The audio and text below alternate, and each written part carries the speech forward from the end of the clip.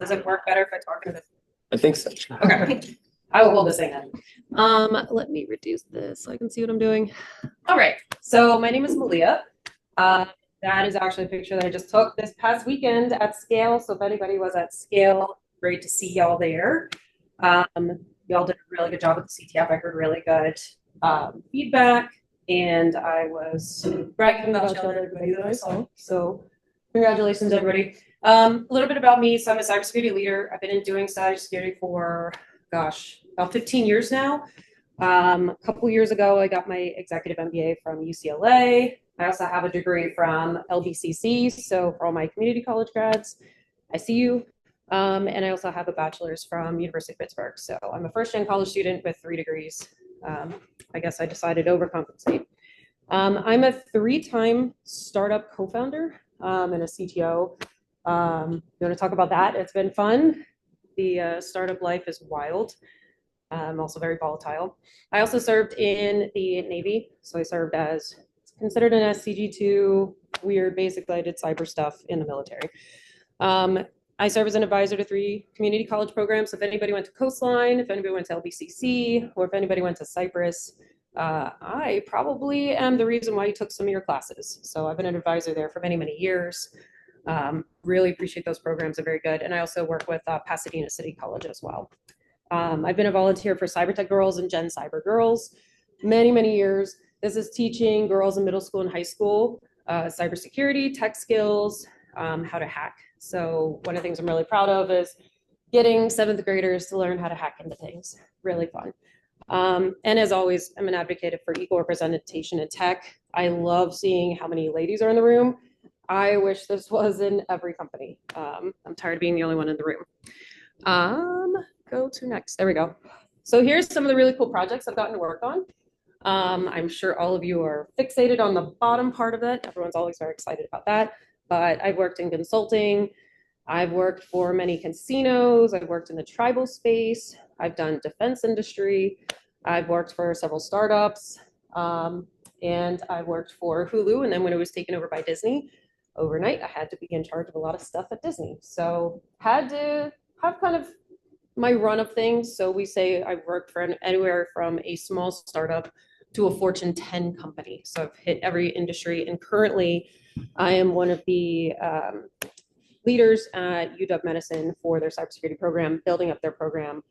That thing is there. I get to build a pen testing program, AppSec program, and all kinds of really fun things at UW Medicine. Here are some of the things I've built in the past. So Security Operations Center, vulnerability management, patch management, cyber threat intelligence, identity access management, cloud security, application security. So I've hit everything on the defensive side, as well as on the offensive side. So I would call myself a security generalist. And honestly, that's what I would recommend people go to today is the security generalist side of the house. It can help you when applying to jobs. Basically, don't say no to anything. Always be willing to do whatever, especially in this crazy job market. Now, you're probably sitting there like, damn, she looks really cool. She's done all this really cool stuff. There's no way I'm ever going to do this because she's had the perfect pathway. Well, guess what? That's exactly the story that I tell to employers. That's exactly the story that I tell to recruiters is I'm like, yep, 100%. I've had a linear pathway. Definitely didn't deviate at all. I went to college. I joined the Navy, served our country. Then I got jobs that were totally relevant to my career and definitely in no way deviated, and did cyber for several years. In actuality, here's my real path. Went to college, originally thought I was going to be a civil rights attorney because I'm really passionate about civil rights. I thought I was originally going to be an attorney for either the ACLU or NAACP. Then the recession hit and I was in college. And when I was in school, and this is going to sound like back in my day, the unemployment rate for college grads was 65%. It was very, very bad. And I talked with some lawyers, and one of the best pieces of advice that I ever got, stuck with me even to this day, is a lawyer said, look, Malia, when the case gets to us and when we are in the courtroom, the injustice has already occurred. you need to be on the preventative side of things. So think about where you can go along the chain in order to stop the bad thing from happening. And if we think about that, that's also in cyber too, right? Is you don't want it to get to there's a breach, there's an incident, ransomware has happened. How can you put in mitigation efforts along the way in order to prevent that bad thing from happening? So that really did change the way I viewed things. It changed my entire trajectory. Wasn't entirely sure what I wanted to do at that point. I was really good at computers. I had a side hustle growing up as a mini little hacker. Um, Y'all probably don't know this, but back in the day, you had to download your Windows software, and your professor here is going to know this, but you used to have this little tag on the bottom right-hand corner that said activate your Windows software if you had an illegally downloaded software. And I knew how to get that thing to go away permanently for a price. So, figuring out things like that, editing reg keys, like very mini hacker stuff. I also figured out how to jailbreak iPhones, one of the earliest days. So then being able to sideload apps and, mess around with the ROMs. So that was my side hustle. Turns out I was pretty good at it. And I joined the Navy after college, and they said, hey, that stuff you've been doing kind of on the DL, maybe do that, but on the good side. And maybe safeguard our nation secrets. So that was my first introduction to actual what we were calling cybersecurity. We didn't even call it cybersecurity then. Turns out I was really good at it. I really liked it. And that's what I ended up doing for 4 years, deployed, then got out and was like, okay, that was really cool. How do I turn a career into this? So I ended up working for a veterans nonprofit. I was their West Coast head of IT, along with a career counselor. And it was when I was about 8 months into the job, my mom was diagnosed with terminal brain cancer. And as the only daughter, it fell to me to care for her care and manage her care. I was living on the West Coast. She was on the East Coast. And I was having to wake up every day at 4 a.m. in order to manage her care, set up her social worker, set up hospice, plan for end of life scenarios. And I'm like, I'm in my mid 20s. This is really overwhelming. And I was working about 50, 60 hours at the nonprofit. There's no way to manage both. So I ended up having to quit. And I worked part-time at REI. I took a sales associate job, which ended up being the best thing ever. I ended up meeting some of my best friends. We all just bought a house together. I consider them my chosen family. And at the same time, I went to college because the Navy has this really cool thing called the GI Bill that pays you to go to school. And I was like, that sounds like a free paycheck. So I got my formal degree in cybersecurity at LBCC.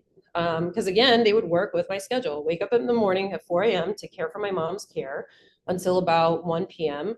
And then I could go to work until about 9 or 10 p.m. and also go to school in the evening. So I was able to manage that. Mom died a year later, took a little bit of time off, a few extra months just to grieve her. Then I said, okay, let me get back into the industry. This will be easy, right? I spent several years in tech. I have all this experience. This is going to be awesome.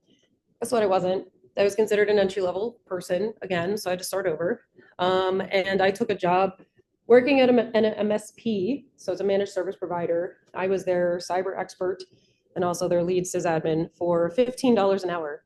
Let me tell you what $15 an hour in LA gets you. Almost nothing. So worked there, and again, worked my way up. I never said no to anything. It's how I got exposed to GRC. It's how I got exposed to several other things that I hadn't done before, because the guys always said no. Guys didn't want to do this stuff. They thought it boring. And I was like, okay, cool, I'll do it. Turns out learning GRC got me to learn what HIPAA is and learn how to do, get all of our doctors and all of our medical clients HIPAA compliant. There were 36 of them. Let me tell you how impressive it sounds to people when you say that you got 36 different medical facilities HIPAA compliant. That led to my next role, once that company went under, in consulting. And I upgraded to $55 an hour, doing GRC as well as engineering work, because now I know both sides of the house. Now I'm a double threat. And I managed, I actually built the entire security program for HireRight. They're the largest background check company in the world. So then upgraded to having to learn SOC 2, ISO 27001, PCI, and all these other things. Get to learn all of those. And again, just upgrade, upgrade, upgrade. Never say no. that led to working in a lot of different industries. And I always went to every networking event possible. But I can tell you, as somebody who's underrepresented, um, we're not very well known. And this industry is all about who you know. Your, what is it? Your net worth is your network. So understanding, who you can talk to and knowing the table that you may not have a seat at, but maybe you know somebody who has a seat at that table, and they're like, "Hey, I have a new open role coming up for this position. Do you know anybody who might be a good fit?" Those conversations happen all the time. You want to make sure that your name is on the mouth of anybody who has those conversations. So I attended a lot of networking events, um, hustled my way up, attended grad school, and then that's where I'm at today, having been at multiple different companies, built 12 cyber programs now in my career, and been done just about everything in cyber. So that's my point is if I can do it, y'all can do it. Grew up in Philly as a poor kid, a family of manual laborers, and none of them ever went to school. None of them worked a white collar job, and I'm doing this today. So all of y'all, you can also do this, and there are a lot of opportunities out there. So that is my motivational thing. So I wanted to leave this time because I'm always here. So please connect with me on LinkedIn. So here's my LinkedIn page. I'm putting it up there. Please say connect with me. Don't follow me. LinkedIn decided I was really popular, and they stopped allowing people to just flat out. Let me see if I can zoom in. Just flat out connect with me. So please do the extra thing and connect. And then if you can't find me, I should be findable. Yeah, Malia Mason. So want to leave this part open to questions. And also I want to address, oh, thank you. Thank you, Steve, for putting that in there. Also want to address the job market. So I'm sure all of you, who's actually a senior right now? Who's going to graduate? Good luck. I wish I had better advice for you. Have y'all had internships? Okay, you've had an internship. Have you had an internship? Okay, you're gonna have a harder time. So right now, the job market is pretty rough. There's not a lot of entry level roles. So a lot of those went away. I'm sure you're seeing that. So the best thing you could do is either reach out to your previous internship or don't be afraid to take a help desk role. Help desk is still hiring like crazy. You also have network admins. You have network infrastructure. Those are hiring. It may not be exactly in your pathway, but it's okay as long as you get your foot in the door at this point. Because a lot of the times I've managed infrastructure teams, I've managed network teams, I've managed DevOps teams, I've managed help desk teams. They will always have something to do with cybersecurity. They always have projects to do. We always have to have them do stuff. So you will still get exposure to it. There's no dividing line anymore. Everything's really gray. So at least get your foot in the door. And then it's so much easier once you're in a company to then transition over and then get to know the security team. I was just working with our endpoint team yesterday, and they were so funny. They were like, "Oh, we didn't realize the security team had a sense of humor."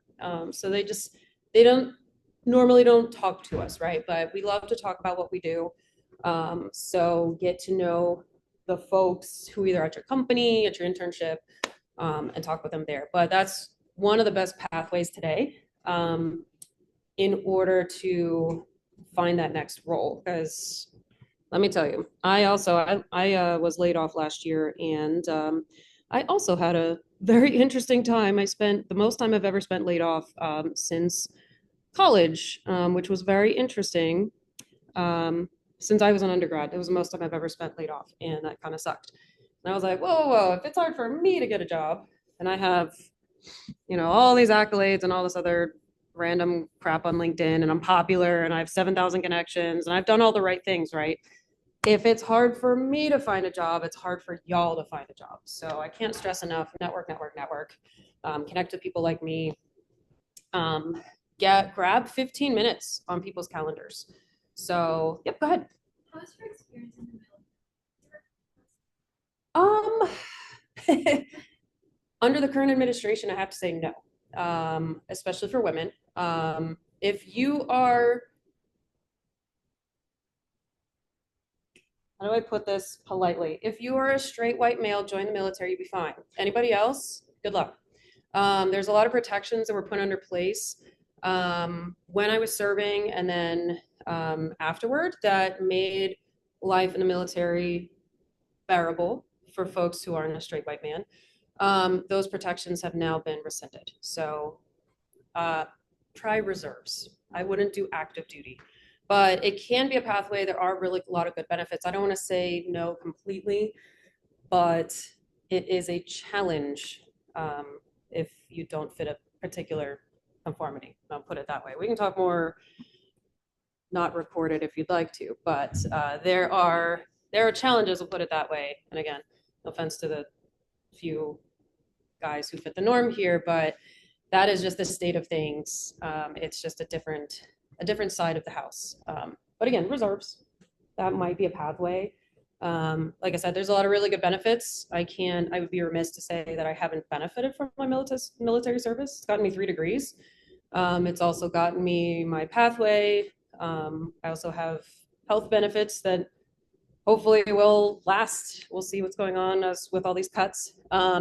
So there are a lot of good benefits, but also a lot of downsides. So, and you can't be very independent. I learned that the hard way. So if you are a very independent person, military doesn't really like that. So if you have opinions, this is not welcome in the military.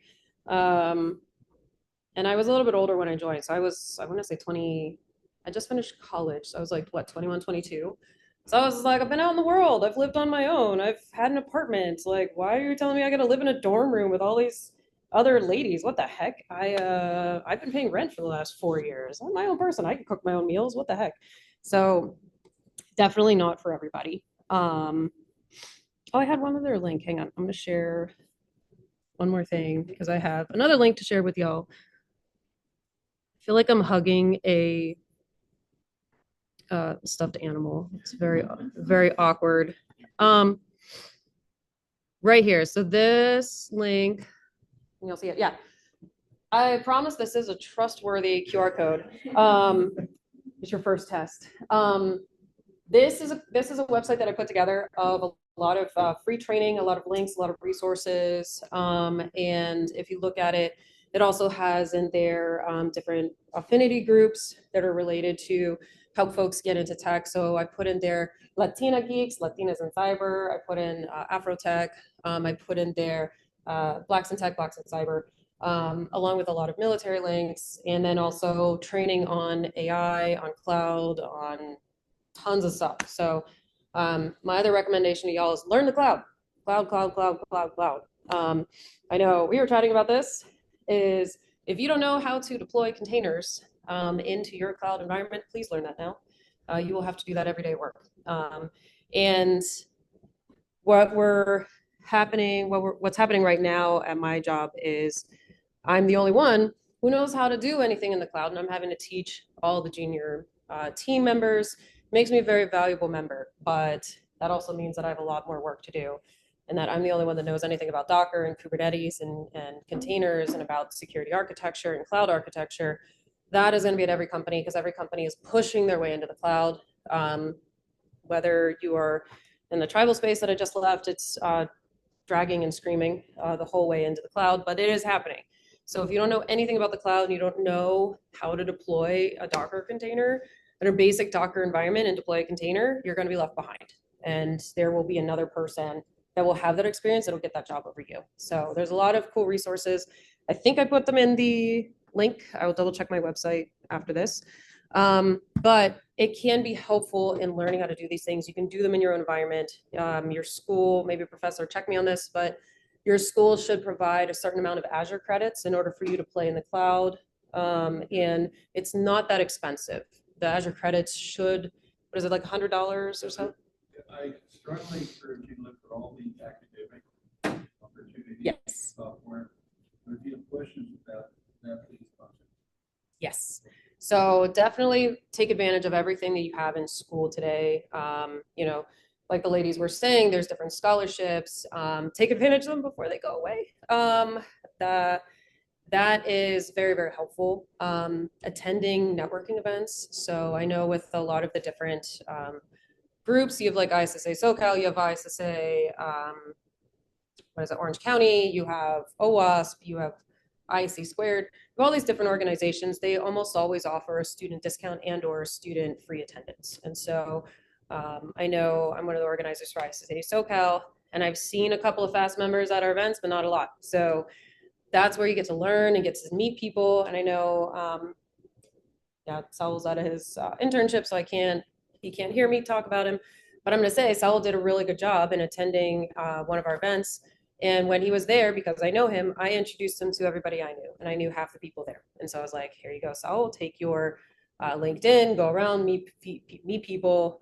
And that can be really helpful, right? As you go to these events and then you have somebody advocate for you. So now Saul has his internship. Hopefully it converts into a full-time offer. If not, then at least he's had all these connections, and then he has, somebody that vouches for him and says, hey, this is a really legit dude. You should get to know him. Give him a job, basically. So that can be really helpful at these events, especially if you know somebody there. If you have mentors, ask your mentor, what event are they attending? Maybe you can attend with them. And then that's the purpose of a mentor, is to kind of bridge that gap and do those intros for you and to help you out there. So I know FAST has a mentorship program. Do the ladies groups have mentorship programs? Okay. Why am I not on that list? Hello? Hello? I've been on their list for years.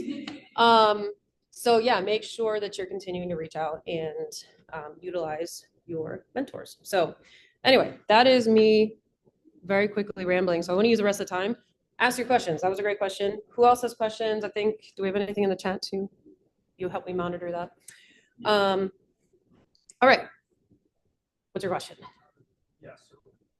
Oh, do I need to toss this thing?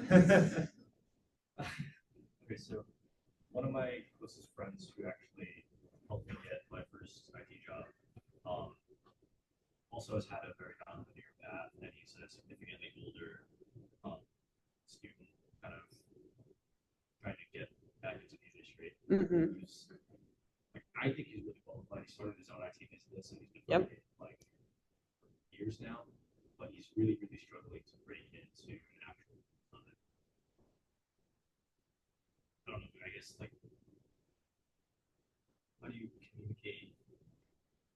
Or like, what tips would you have for?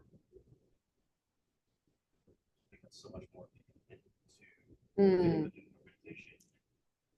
Like, I feel like he's been encountering this. We talk about it all the time. Like he's constantly interviewing, and it seems like his own business is more of the liability over his eyes. I think I know. All right, so Sorry, that was no. I actually get this question a lot. So without knowing the person, the most likely thing is he's probably red flagged to companies because he's been independent. So that's this whole thing, is like, can he take instruction from other people? Can he be just a regular engineer? Does he need to be in charge? Is he going to listen? And so likely with the way that he's presenting his resume and with the way that he's interviewing, is he needs to probably humble himself a little bit and represent himself a different way. I know for me, because I've held the title of, CISO and head of cybersecurity and all these like very high up roles for several years. When I was looking in this market, I ended up kind of humbling myself a little bit through my resume. And I was like, you know what?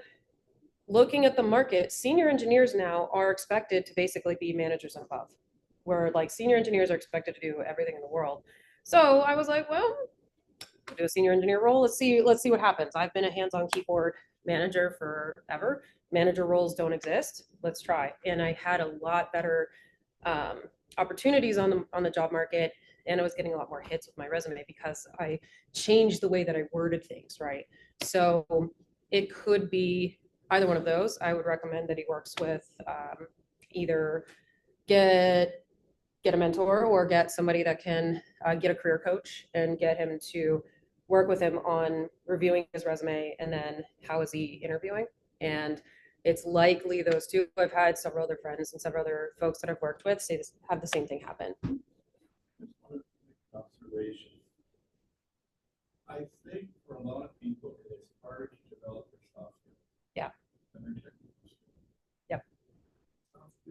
not just have, you work at the, you practice a lot, it took me years. For the attorney to feel more like confident stuff. We are just as hard. So to sum up for those on Zoom who couldn't hear, so Professor said that it's difficult to develop your soft skills and it can be more challenging than your technical skills. And I agree. I think a lot of times in the tech industry, let's be real, probably we're all very some form of neurodivergent. And especially in cyber, we're very weird.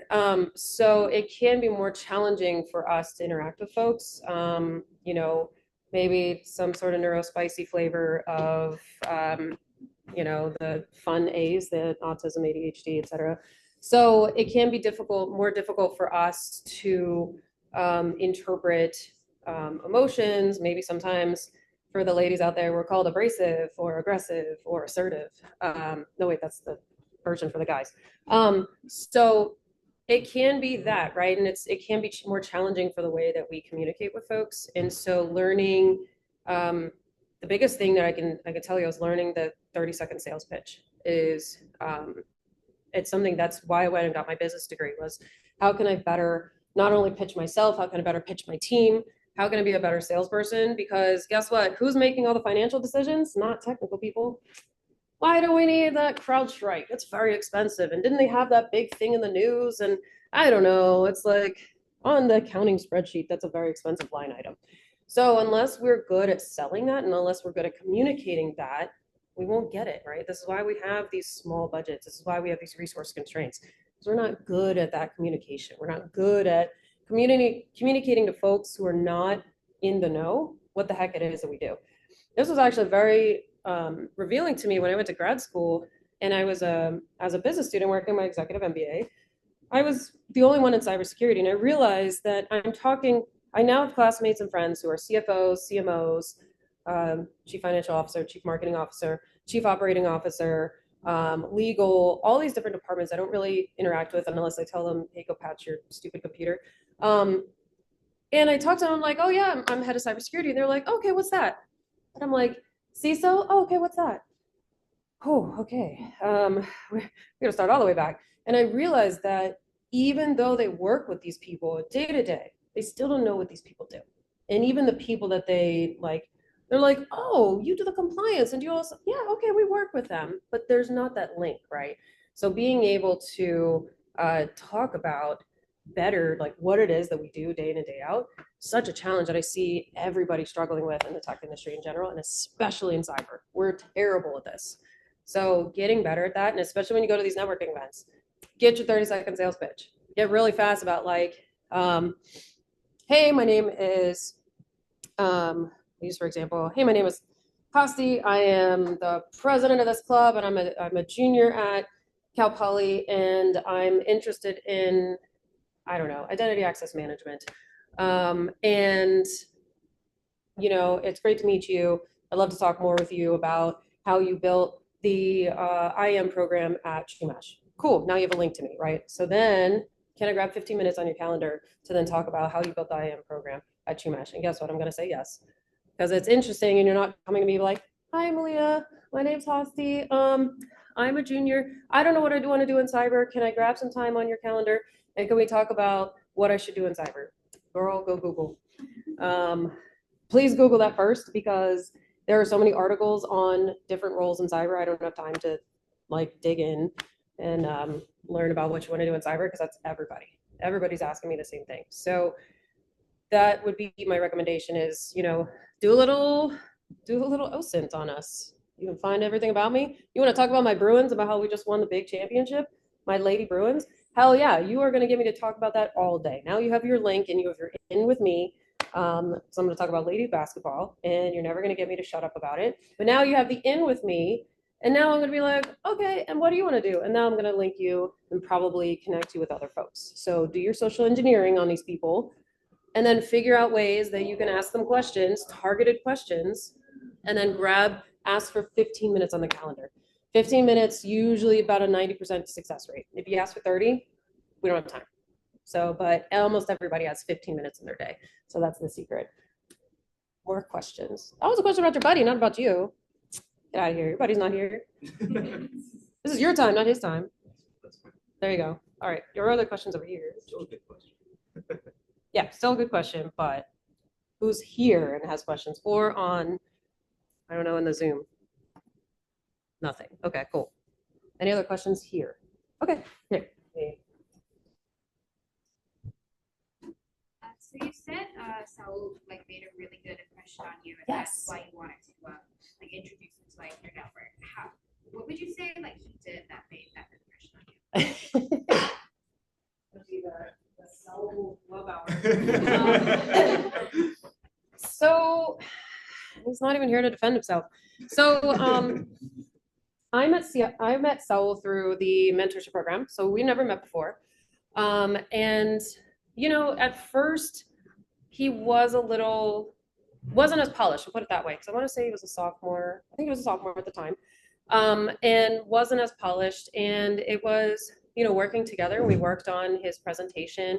And at first he was a little awkward. So like at meetings, he would just kind of like come up and like kind of go like this and just kind of like, you know, not as confident.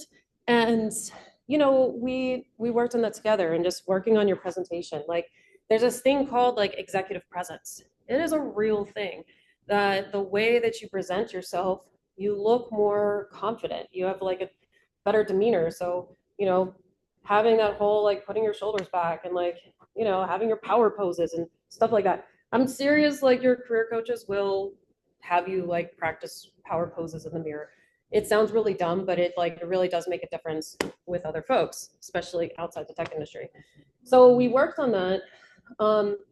And you know, worked on getting his confidence up and just being able to you know, have confidence in himself. That's the biggest thing, is start with yourself. And I know we all have imposter syndrome in the room. I have it still. Again, you may think like, what the heck does she have imposter syndrome about? We all still have it. So just learning how to manage it and learning how to just say, hey, no, I know about this. I know what I'm talking about. I'm the expert in whatever.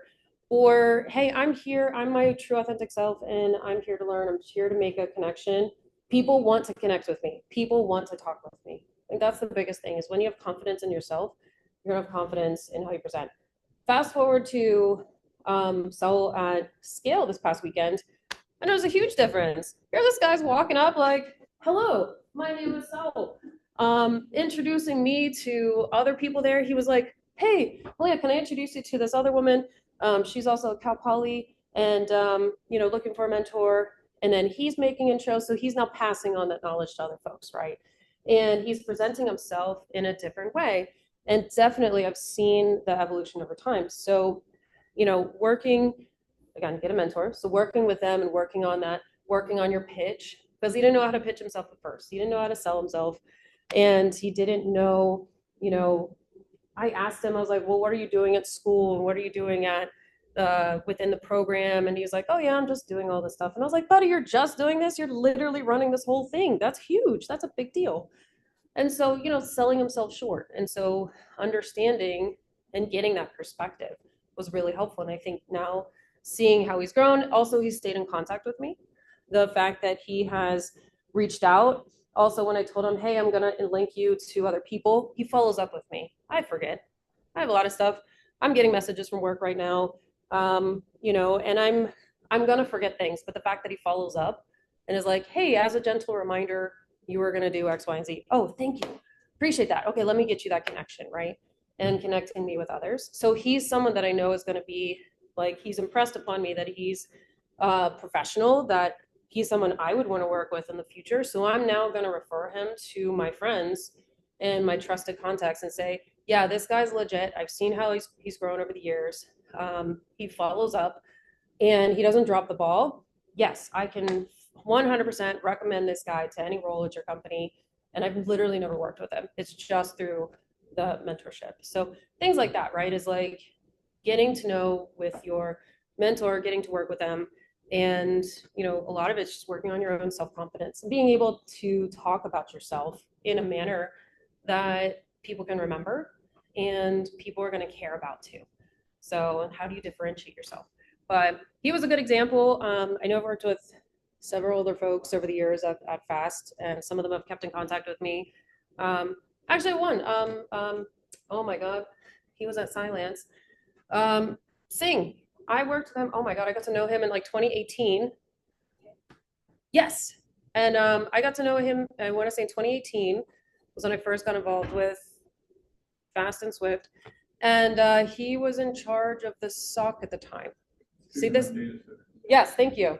You see how I remember this guy? This is 2018, I met him. And I just saw him at Scale. And I was like, hey, I saw your LinkedIn post that you're a CrowdStrike buddy. And now I introduced him to my good friend who's been a CrowdStrike for many years. And I was like, do you know each other? Now go hang out. And they hung out the whole day. And I was like, good job. I've watched your career over the years. Great job, buddy. And he stayed in contact with me. So that's someone where it's like, how do I remember those things? I've met thousands of people, and I remember those specific things about him because he impressed me. And I'm going to remember that about him. And he's very nice and a very sweet guy. Sometimes a little awkward. Sorry, not sorry. So yeah, that can all be things that have different things will stick out, right? Another question. Would you say international experience? National?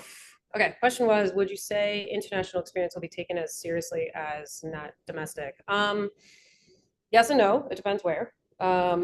If you're trying for, say, East West Bank, for instance, East West Bank is headquartered in, I'm gonna mess this up. I think it's either Hong Kong or in China.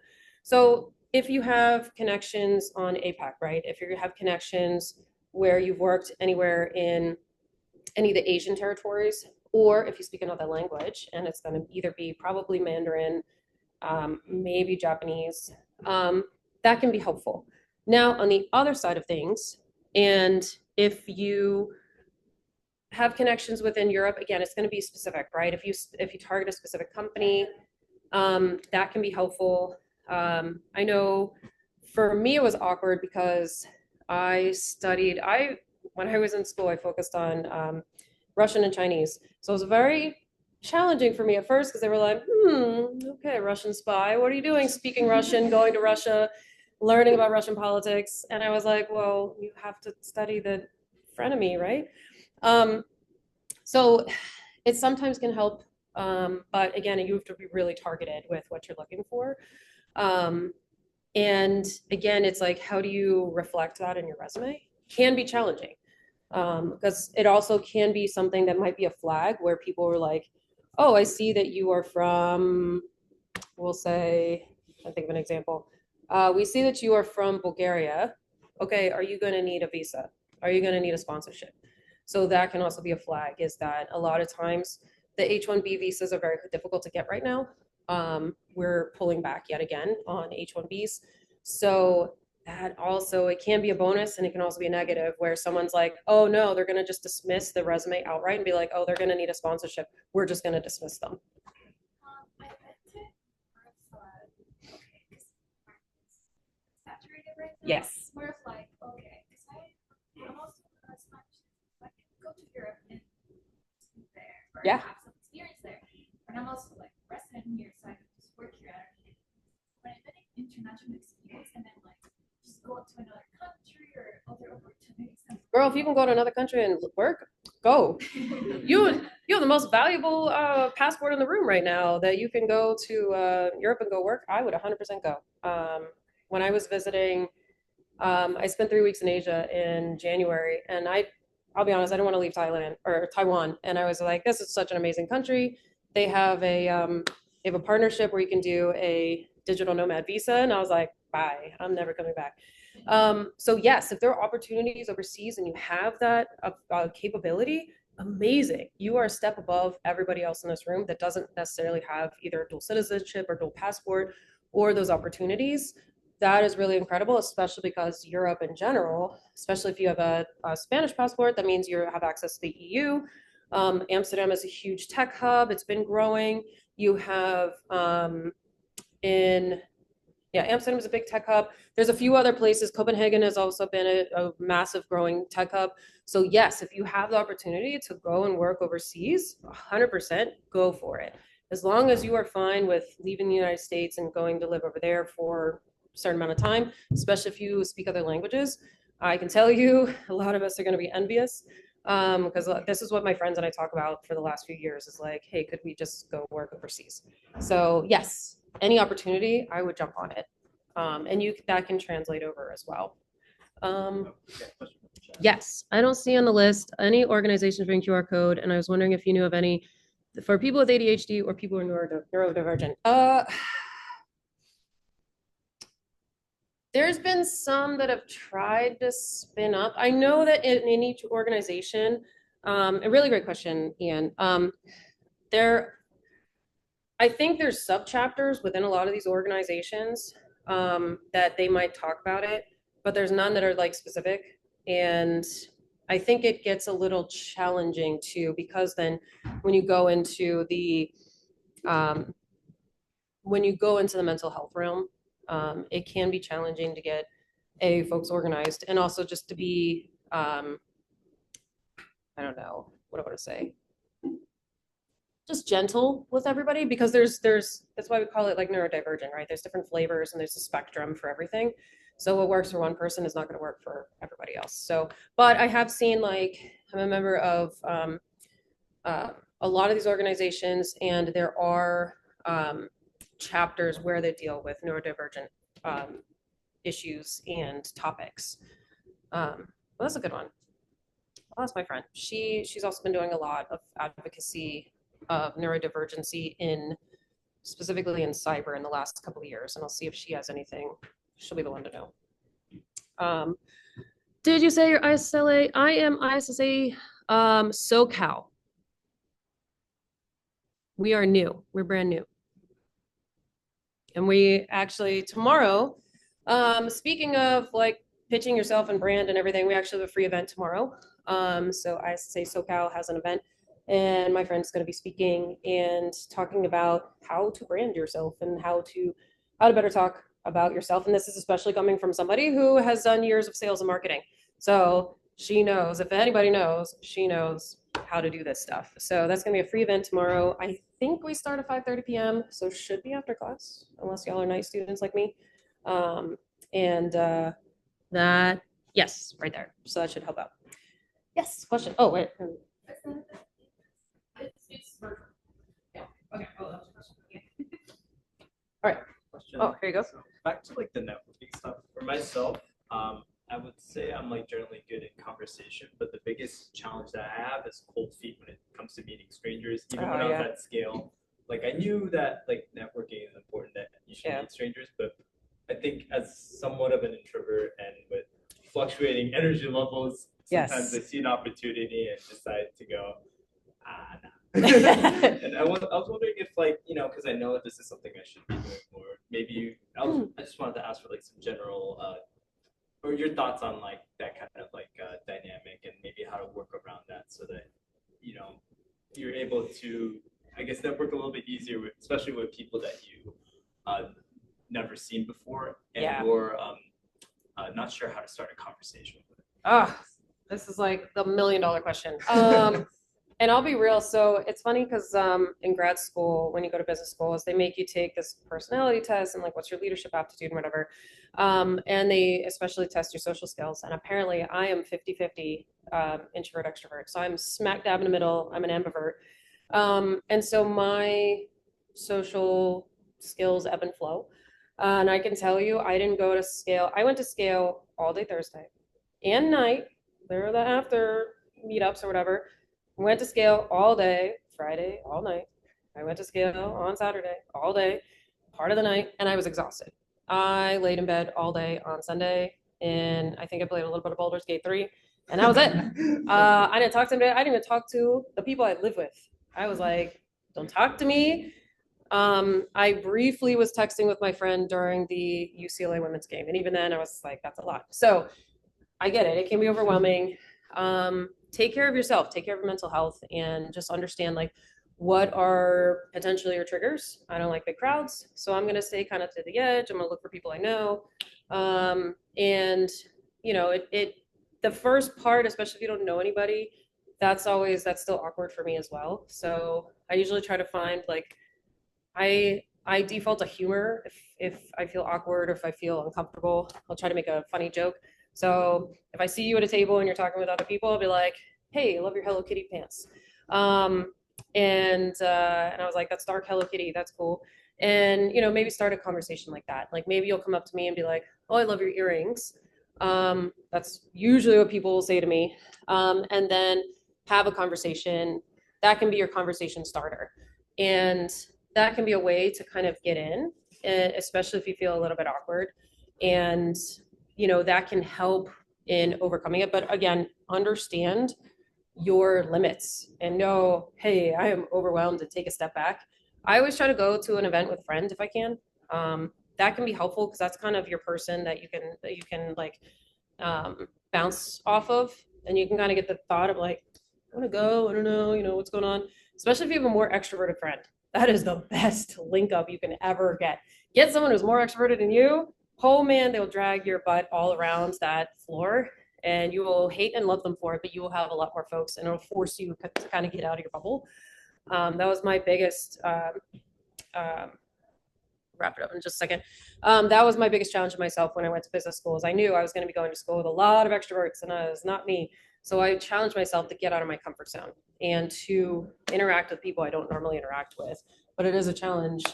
Find whatever works for you. Is get that first intro, and then just kind of go with it. And like I said, I usually use a dumb joke. Last question, and then I think we're itching to get out of here. Given